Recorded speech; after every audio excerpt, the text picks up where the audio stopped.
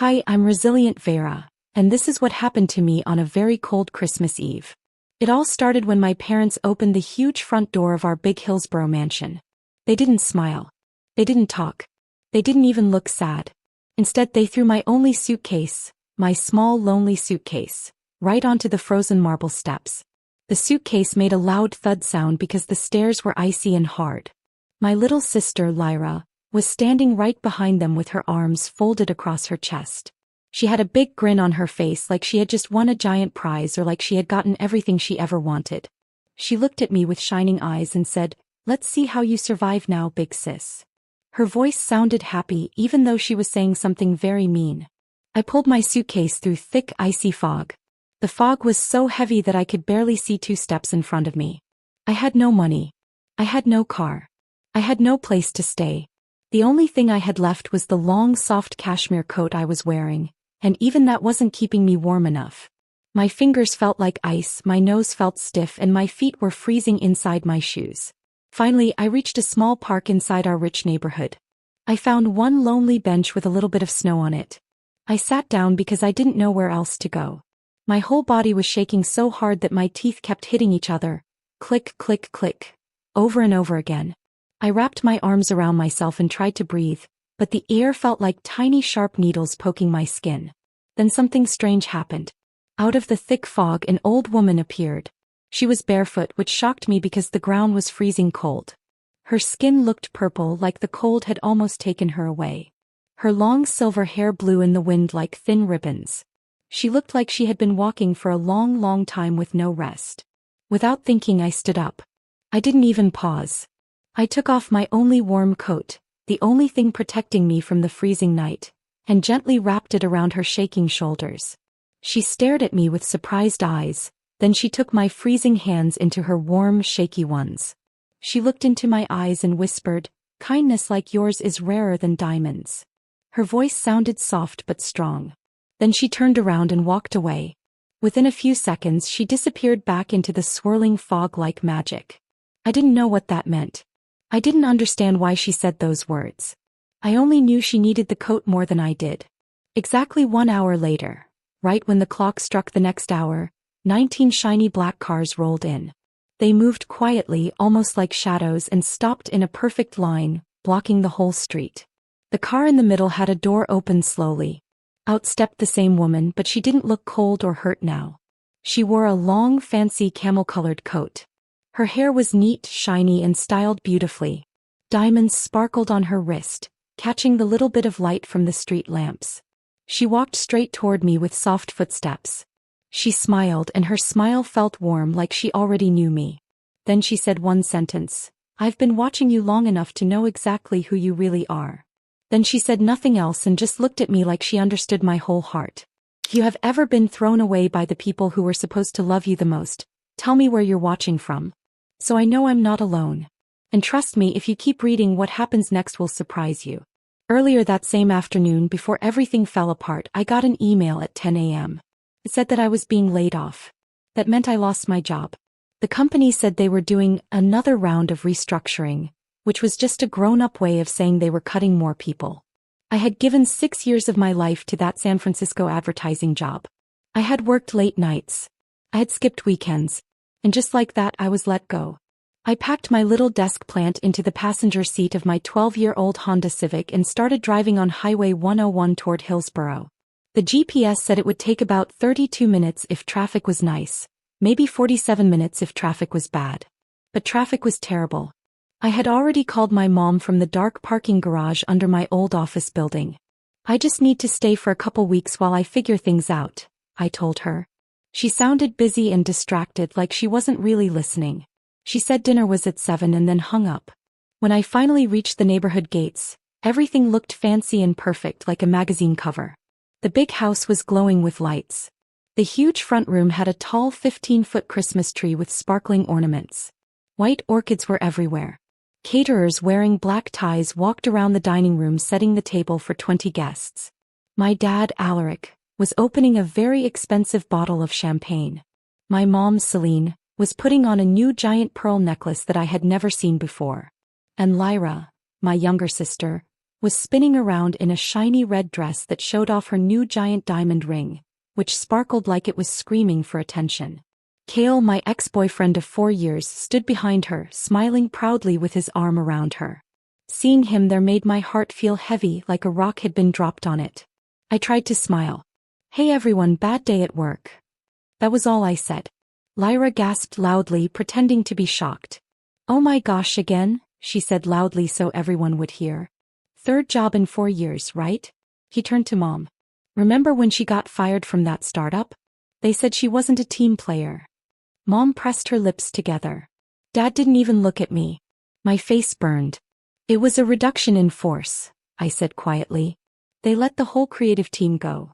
Lyra waved her hand in my face, showing off her diamond ring again. Cale gave me the same small smile he used when he broke up with me, cold and fake. Dad finally put down his champagne glass. "Resilient, we need to talk." Those words made my stomach twist into knots. He told me he had changed the family trust last month. All of it, $38 million, was now in only Lyra's name. It couldn't be changed back. It was final. He looked at me and said, "You are 32. You can stand on your own." Mom added, "We can't keep supporting a lifestyle that doesn't bring results." As if my little salary ever paid for anything in that house. I stood there trying to understand that my parents had just taken everything away from me. Lyra pulled out her phone and started recording me. "This is perfect," she giggled.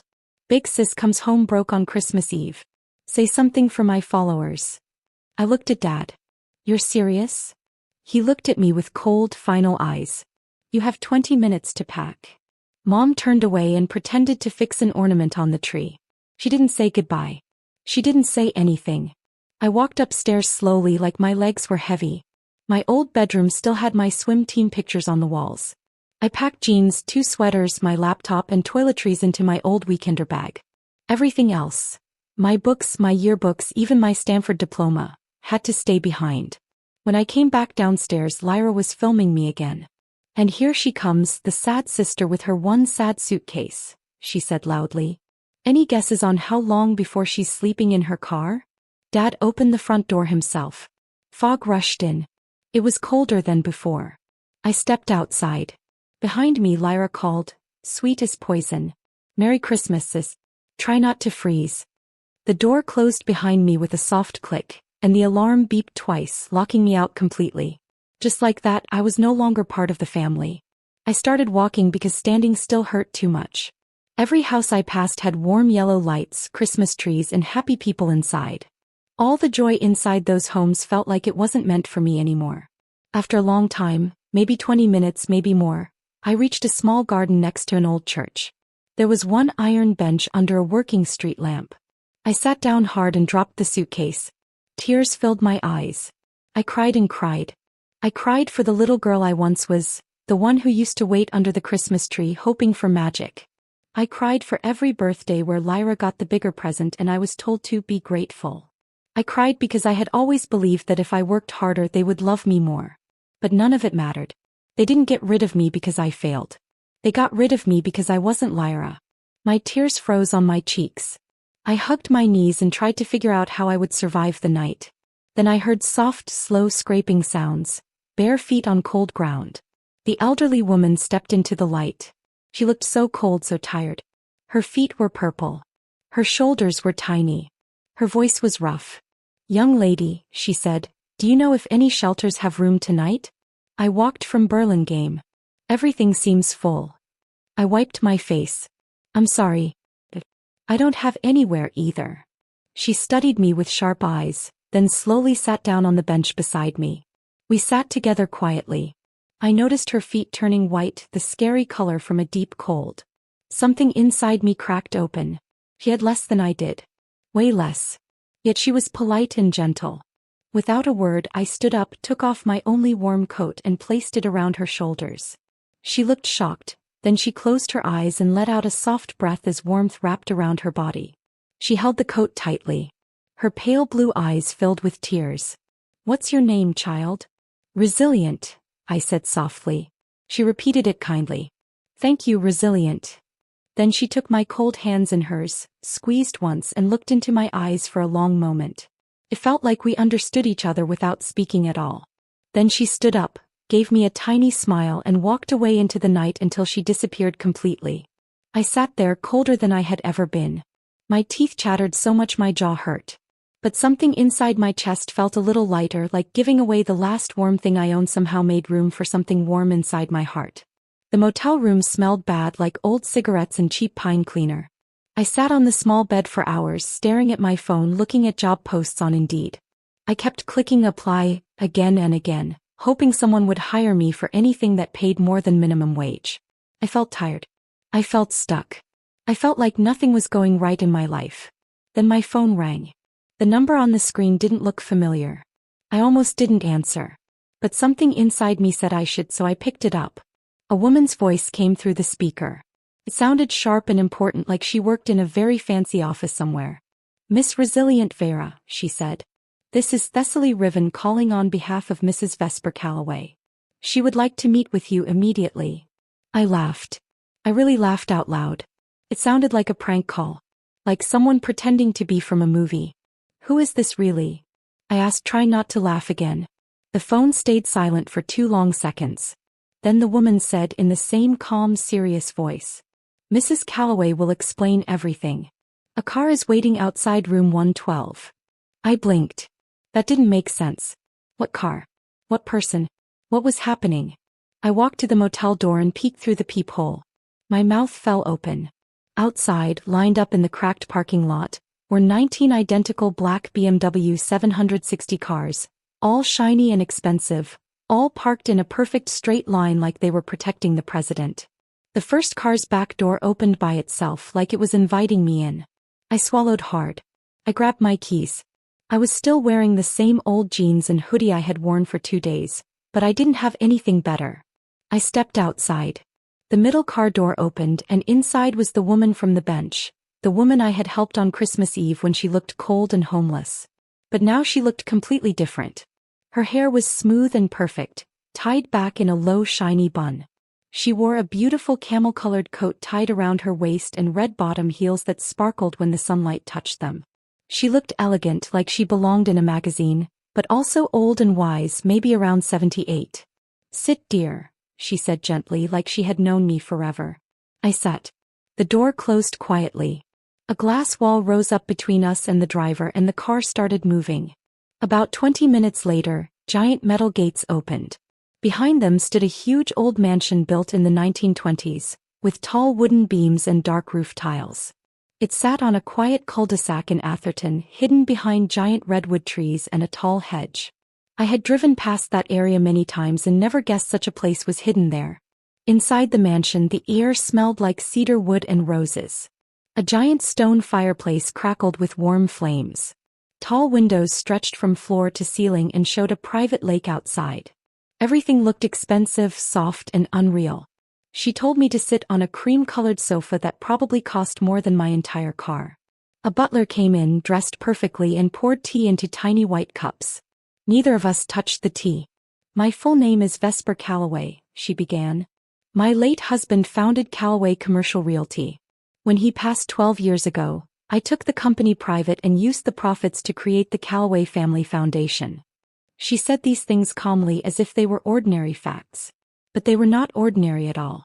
She told me that the company owned or financed over 400 million square feet of office and retail space across the United States, and that the foundation gave away about $120 million every year to help people in need. I stared at her. I couldn't even imagine that much money. It didn't feel real. Then she leaned forward. "Every Christmas Eve for the last 25 years, she said, I do the same thing. I leave this estate dressed like someone who has nothing. I take no phone, no wallet, and I let no one see my security team. Then I walk until I find someone who is kind without expecting anything." She sighed. "Most years I walk all night and find no one. But this year I found you." My heart started beating fast. Then she told me something even more surprising. After I walked away from her on Christmas Eve, thinking she was just a lonely homeless woman, her hidden security team had watched me from far away for 2 whole days. They watched me go to the motel. Saw me pay with cash. Saw me eat snacks from vending machines because I had no money for real food. Watched me apply to 50 jobs in one sitting. saw me cry in the shower, saw me try without giving up. But I never bragged about giving her my coat. I never posted online. I never even went looking for her. You are the first person in 15 years, she said quietly, who gave away the last warm thing they had without wanting anything back. She stood and walked to the window. I have no children, she said. No one to leave everything to. When I die, strangers will control my foundation. I don't want that. I want someone who knows what it feels like to be thrown away on Christmas Eve to decide how we help others like that. Then she turned toward me. I'm offering you a room here, a salary, and a 5-year apprenticeship. If you prove you truly are who I think you are, you will run the foundation. Not a gift. A responsibility. I opened my mouth but no words came out. Finally, all I managed to say was, why me? Her eyes softened. Because, she said, I know what it feels like to be young and alone and cold. I know what it feels like to have nowhere to go. I was 29 when my own father threw me out. I promised myself that if I ever had the chance, I would help someone who chose kindness even when they were hurting. She held out her hand. So, resilient Vera, will you come home with me? I moved into the East Wing that Monday. My new bedroom was as big as my parents' whole downstairs. It had French doors that opened to a rose garden. When I lay in bed, I could actually smell the roses through the soft morning air. Thessaly Riven, tall and silver-haired and always serious, handed me a thick leather binder. Welcome to boot camp, she said. And boot camp it was. At 6 a.m. I had to run around the lake with a former Navy SEAL trainer. He was fast and strict. At 7:30 I sat in breakfast meetings, learning how to read huge tax documents as quickly as a trained CPA. From 9 a.m. to 6 p.m., I sat beside Vesper in important board meetings at the foundation office. Wealthy people argued loudly about the best ways to help others. I took notes until my fingers hurt. At night, I studied 20 years of grant papers until my eyes felt like they were on fire. Vesper didn't want someone spoiled. She wanted someone who actually knew how to help people and use money wisely. She liked to say, we don't give people fish. We don't even give fishing lessons. We buy the whole river and make sure everyone gets to eat forever. She enrolled me in Stanford's program for nonprofit leaders. 3 nights a week I sat in classrooms full of older executives. I learned how to measure results, not just good intentions. I learned how to prove that a program actually helped people. Weekends were for traveling to real places where real people needed help. I visited shelters for women escaping dangerous homes. I visited after-school programs where kids tried to stay safe. I visited housing for veterans who had nowhere else to go. I listened to sad stories, strong stories, hopeful stories. Every story stayed inside me and made me work harder. At the estate, Thessaly taught me how to be a leader, how to keep a board member in line, how to say no to a senator's favorite project, how to fire someone without causing a big public disaster. I even rewrote the entire grant application system. It was too long, too slow, too confusing. So I made it shorter, clearer, and faster. Vesper read every draft and covered it with red ink. Then she made me defend every word on the board. Some nights I fell asleep on piles of papers. Some mornings I cried in the shower because I felt like an imposter. But I kept thinking about that cold Christmas Eve. I remembered how lost I felt. And I remembered how much I wanted to help people who felt the same way. And I kept going. Then June arrived. One bright, hot morning, Vesper sent a short text. Library. Now. I expected another long planning meeting. But when I walked in, she was alone in the sunlight, holding one folder. She slid it across the table. Inside was a new job contract printed on fancy cream paper. President and Chief Executive Officer, Callaway Family Foundation. Salary, $195,000 a year plus 3% of the foundation's endowment, worth almost $4 billion. Full control of programs starting year 3. I looked up with wide eyes. She sat down. I didn't bring you here because you gave me a coat, she said. I watched you for 5 months. I saw you fight for a women's shelter the bankers wanted to shut down. I saw you sit with a scared 17-year-old girl until midnight. I saw you rewrite a whole policy so transgender kids wouldn't lose their beds. Her voice cracked a little. You have the mind and the heart this foundation needs. It's yours to run. I tried to say thank you, but nothing came out. She smiled. Sign it before I change my mind. So I signed. That night, the two of us sat on the terrace drinking old fancy wine. She lifted her glass.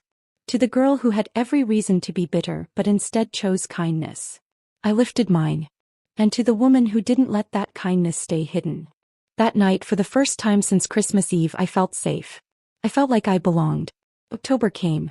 San Francisco smelled like wet leaves and busy city life. I sat in my new office on the 22nd floor, looking through final plans for a second home campus. Thessaly knocked on the door.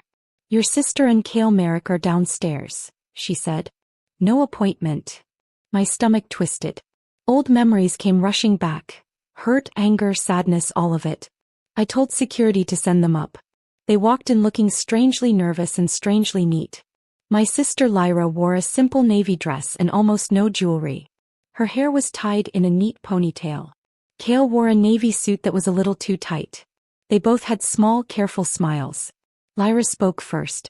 "Marianne," she said softly, her eyes shiny with tears. "I've been awful. We've been awful. I'm so sorry for everything. Christmas Eve, the things I posted online, all of it." Cale nodded quickly behind her. Spring was coming and soon I was getting married. This time I wanted to do everything right. I was sitting behind my big office desk, my hands folded neatly, waiting for what would happen next. Lyra and Cale, my sister and her fiancé, were standing across from me. Both of them looked nervous. Lyra took a deep breath. She held it for a second and let it out slowly. Then she spoke. "Dad is in trouble," she said. Her voice wobbled like she might cry. "Some money things went really, really wrong. He and Mom might lose their house. And Cale's new company needs $2 million soon or it will fall apart." She swallowed hard. "We wouldn't ask if it wasn't life or death." I raised one eyebrow. I didn't get angry. I didn't shout. I just asked calmly, "Which part is life or death? Dad's house or the price tag on your company?" Cale tried to chuckle but it sounded fake and nervous. "Look, I get it," he said. "You're big now. You run this big foundation. $2 million is nothing to you. And we're family, right? Blood is blood." I leaned back in my chair. I wasn't smiling. I wasn't frowning. I was just thinking. "Tell me what happened to the $38 million you took last December," I said. Lyra's eyes blinked very fast as if she didn't understand. "We invested it," she said. "In crypto coins and NFTs. And some new little companies that Cale's friends were starting. They said it would grow 10 times bigger." She wrung her hands together. "But then everything crashed. FTX died. Luna died. And most of the money is gone." Cale jumped in quickly. "It's not our fault," he said. "The market goes up and down. Even huge, super smart companies lost money. Sequoia lost billions. We just need a little help. Just a bridge." My assistant, Thessaly, had walked in quietly earlier. She placed a folder on my desk. Inside were screenshots of bank records and an online article titled "Vera Family Blows Inheritance on Meme Coins." I slowly turned the folder around so Lyra and Cale could see it. 87% gone in 11 months, I said calmly. "You bought fancy cars. You put money down for a condo in Miami. You paid online influencers to talk about silly coins. That's not losing money by accident. That's setting your own money on fire." Lyra's face turned tight and angry, like she was wearing a mask that cracked.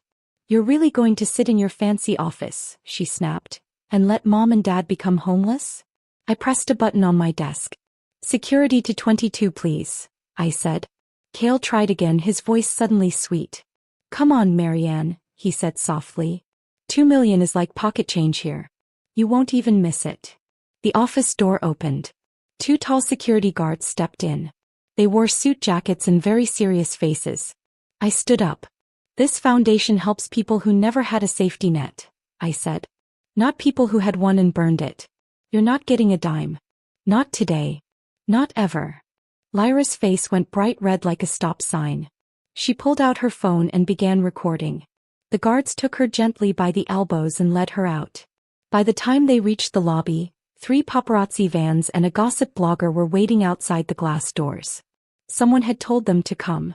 Lyra went into full drama mode. She cried loudly with big tears, shaking her shoulders. Her lips trembled. She pointed back at the building and shouted about her cold-hearted sister, who won't even help her own parents. The video went on TikTok 20 minutes later. The title said, "My billionaire sister won't help our parents keep their home. Family first? Toxic sister." It blew up fast. 10 million views in 6 hours. But something else happened next. The internet started doing what the internet always does. It started digging. Old classmates found yearbook pictures of Lyra being mean to me. They found the time she poured yogurt all over my backpack in school. Someone found an old Christmas Eve video where she laughed at me while I carried my suitcase out of the house because she told me I wasn't welcome. A nanny from when we were kids came online and said Lyra once locked me out in the rain as a joke. Suddenly the comments changed. Instead of cheering for Lyra, people were angry at her. The hashtag #VeraFamilyExposed became even more popular than her original video. Then someone at my foundation accidentally leaked Kale's company slides to a reporter. People learned his AI company for elderly care was mostly fake. Just drawings, ideas, nothing real built. Investors ran away. Lyra's wedding planner canceled because Lyra hadn't paid anything.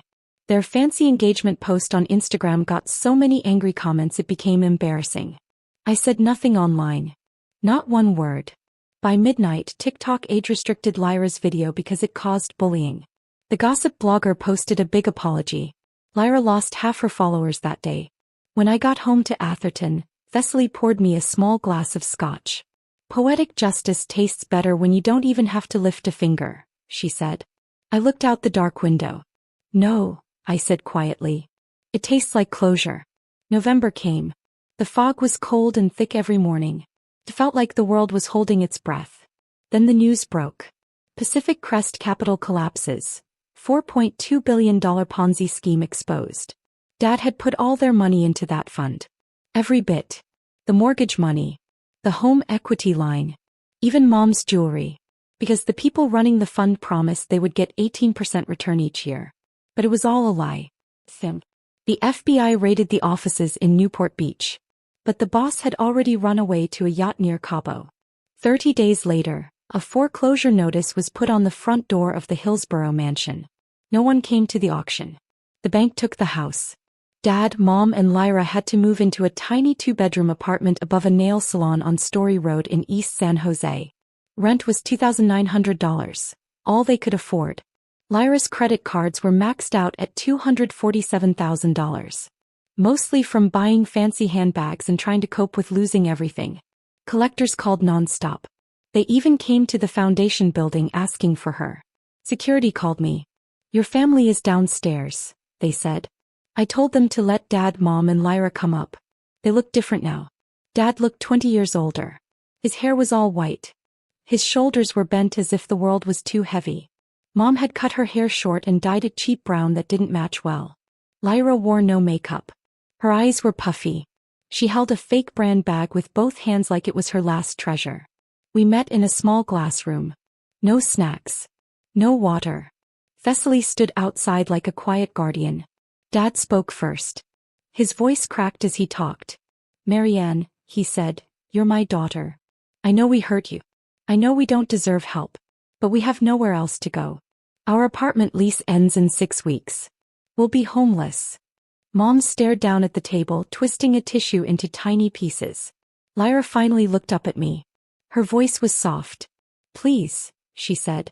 "Just enough to start again. We'll sign anything. We'll never ask again."